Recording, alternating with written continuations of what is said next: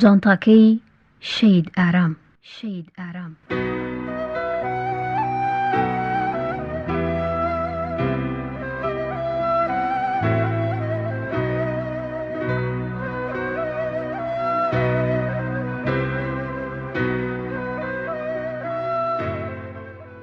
بەرهەمی ئەم جارەی کتێبخانەی شنەوای دەنگی ڕۆمانی جانتاکەی شەهید ئارام.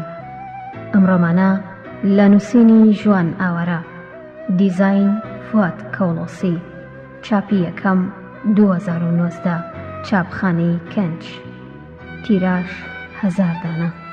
لە بەڕێوەبەرایەتی گشتی کتێبخانە گشتیەکان ژمارەی سپاردنی 1039 ساڵی 2019 پێدراوە لە بڵاوکراوەکانی خانەی چاپ و پەخشی ڕێنما زنجیرە 792.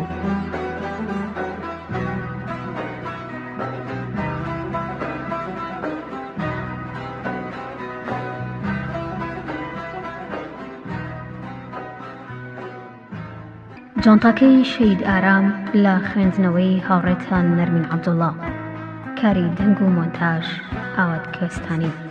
ژمارەی لاپەڕەکانی ئەم ڕۆمانە 258 لاپەڕە. شوێنی تۆمارکردن کتێبخانەی شنەوای دەنگی لە ناو تەلاری یەکێتی نابینایانی کوردستان، سلێمانی، شەقامی بازنەیی مەلیک مەحموود، بەرامبەر سەنتەری بۆڵی بوو.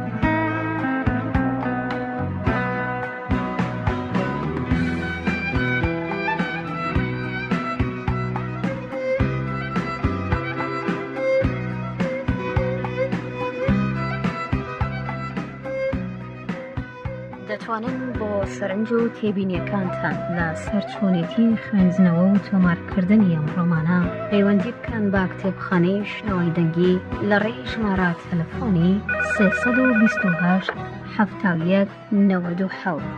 مافی بڵاوکردنەوەی ئەم ڕۆمانە پارێزراوە بۆ کتێبخانەی شنەوای دەنگی.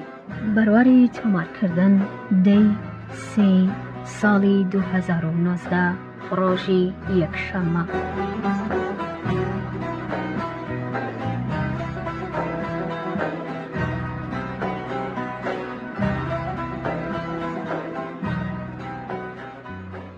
کتێبخانەی شنەوای دەنگی و ڕۆمانی جانتاکەی شەهید ئارام.